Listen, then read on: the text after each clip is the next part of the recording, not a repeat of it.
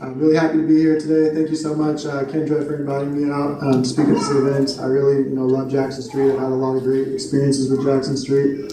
Really great to see so many people here interested in at-risk youth in Jackson Street and the work they do. And I guess those of you who are here for the free food, that's cool too. So my name is Royce again. I'm 24 years old. I'm a student at the University of Oregon studying psychology. I'm in my last term there. Taking gentle yoga right now in basketball, so it's been a pretty rough term for me. But no, honestly, I've worked pretty hard to get through school, and I'm really happy to be in my last term taking gentle yoga, and happy to be here. I actually stayed at Jackson Street when I was around middle school, but I want to give you guys a little bit of perspective on my story before I got to Jackson Street, and a little bit of what happened afterwards. So it's going to seem kind of sad and a little bit of a horror story at first, but just bear with me. We're getting to the happy part, I promise. So unfortunately, I was born into a family with a mother and a father who were addicted to drugs and alcohol and struggled with some physical abuse issues. I was born in Folsom, California. And unfortunately, the issues with my family got so bad that my mother decided to take my family and sort of flee the state to get away from my father. And that was sort of my introduction to this world, is being born into sort of an abusive situation and then picking up and leaving before I was even 1 year old. About a year and a day after I was born, my little brother was born. And around the time he was born, we moved again and we left the place we were in. And this is sort of when my family started experiencing this sort of roller coaster lifestyle. And I like to describe it as a roller coaster because it sort of felt like, my bio mom, who struggled with a lot of issues that stemmed from her childhood, she would sort of do good for a while when we'd move, and then her sort of issues with drug and alcohol addiction and picking partners that weren't healthy and things of that nature sort of followed her, and we'd spike back down on the roller coaster. And this happened for a long time. We moved from place to place until eventually we found ourselves here in Oregon on some pretty interesting circumstances.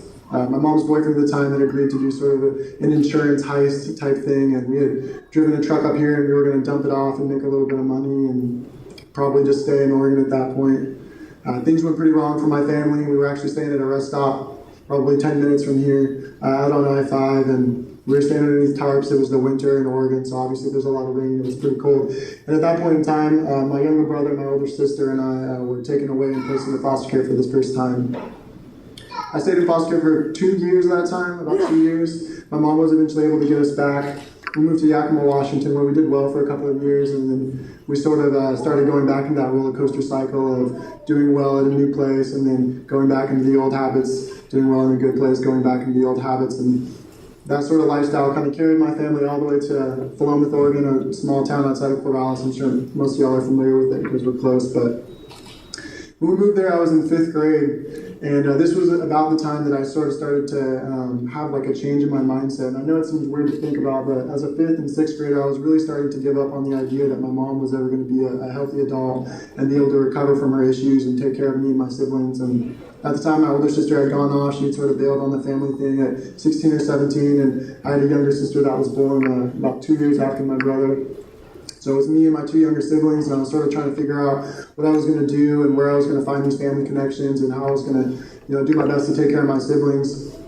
Around this time, I was also getting involved with, juvenile probation, and I did a couple of stints in juvie, unfortunately.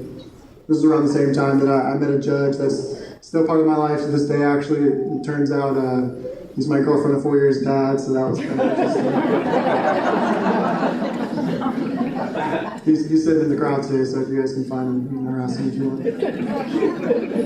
And around the same time was actually when I started to, have experiences with Jackson Street, and I was in this period where I was sort of staying at my home with my bio mom until things washed out, and then I'd go stay with some friends for a while. My friends' parents were sort of trying to take parent roles as best they could, and it got to a point where friends really couldn't take care of me anymore, and I needed a place to stay. And I wasn't homeless. I had a place to go. I could have always, gone back home, but I was next to homeless, and the home that I had to go back to was really an unhealthy place, and it wasn't safe for me. And so I started staying at Jackson Street at that point, and that's really where my first experience with Jackson Street started. And I remember walking into Jackson Street for the first time, and it was sort of weird because I'd been to detention centers, and I didn't really know if Jackson Street was sort of like detention center light, or if I was supposed to be saying yes sir, no sir, or how I was supposed to be treating people, if I could sit on the couch, or did I have to ask to do all this stuff.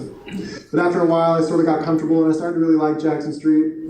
Rules suck, and that's okay, like rules are gonna suck, but I really, I enjoyed the structure, and I enjoyed having people that cared about me and who really, promoted my health and tried to tell me that I had value, and so many people in my life before had sort of instilled in me that I didn't really have any value. I have great memories of playing basketball with the staff at Jackson Street, Risk, which is, I played a lot of Risk there. It's still my favorite board game to this day. My time at Jackson Street was mostly good, and I really, enjoyed being there, but there was also some tough times. I don't want to make it seem like, I was all good for me. I had an attitude, and I was a pretty angry kid. I'd gone through a lot of stuff, and I was obviously dealing with, probation and the law and stuff, so it wasn't like I was some outstanding young man at that time. I was working on it, but I had issues as well. One time I snuck onto the girls' side. I thought that'd be funny too. A new resident, she had made up her room. She said, come check it out just for a second, it'll be cool. And that's a big no-no at Jackson Street. You do not cross the line onto the girls' side. And I went over there, and I wanted to show her I was real tough, so I didn't even bother going back to the guys' side to walk down the stairs. I just walked down the girls' side. I thought that was funny. I didn't think it was funny about 2 days later when I was writing a one-page essay on STDs.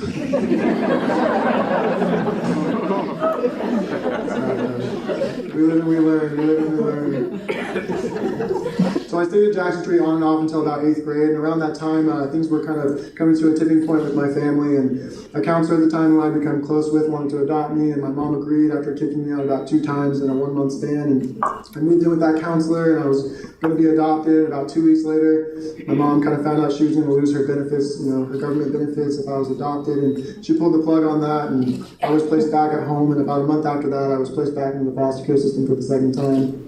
And I sort of lost track of Jackson Street for, a few years after this. I didn't really contact them. I was dealing with a lot of adults at the time. I had a social worker, a lawyer, a judge, a CASA eventually. I was dealing with so many adults. I just didn't really want to deal with any extra adults if I didn't have to. And so I didn't really contact Jackson Street.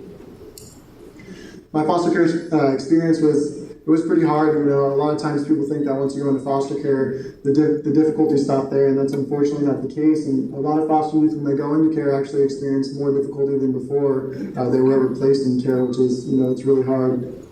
I was initially placed with a pretty solid family. I lived there for about a year, and they decided that they needed to go separate ways, and we were asked to leave, and we moved on to another family. My younger sister decided to try and make it work with my biological mom and went home. My brother and I were, set to be adopted again, but about 2 weeks into hanging out with this new family, we kind of realized we had difference in core values, and we moved on from that family as well. I moved back to Philomath in with a family where, basically I just didn't get along with the foster dad, and things weren't going well. We had a very different perspective on, what being a foster dad looked like and what our relationship was going to look like. And so from there, I was picked up from a gas station where I was eating lunch with my friends in the place that I grew up, and I felt comfortable and at home. I was taken back to the house and asked to stuff my things into 2 black trash bags, and then I'd be moving to Lebanon that day. And my brother didn't know. He would know when I got home that, I was gone, basically. From there, I lived in a foster home in Lebanon for about a year, and I was eventually able to get back to Philomath. And I don't know if you're sort of picking up on the trend here, but my foster care experience was really move away from Philomath, do everything I could do to get back to Philomath, because that's where I felt home. That's where my people were, the people that I knew cared about me and were going to take care of me. I eventually got to go to Philomath High School, which was a great experience. I played sports there, got to hang out with my friends. I did my best to stay out of trouble. I wasn't a great student or anything like that, but I really, I did my best. I was eventually able to graduate from Philomath High School, which, believe it or not, is not guaranteed for most foster youth. Only about half of foster youth in the United States are graduating from high school. I graduated from high school, and after that I was asked to move again to a new foster family where I found a family that I consider my forever family. It's sort of a term we use a lot in the foster care advocacy world. And after I found that family, I've had a lot of success. I've been able to worry about things that I probably wouldn't have been able to worry about.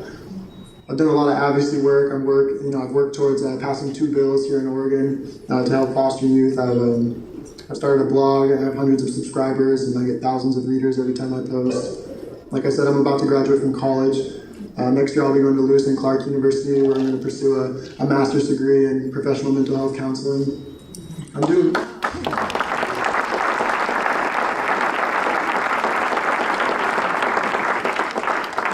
okay for myself. I don't want to make it out, that I'm some crazy success story or anything like that. Maybe when I make my first $1 million, we'll start talking like that. Probably never, but. And I know Jackson Street, they sort of came before my foster care experience, but when I look back on it, it really felt like it was sort of the start of my foster care experience, because it was sort of the end of, me having like a good family and depending on that. And so they were really sort of almost like the entryway into my foster care experience.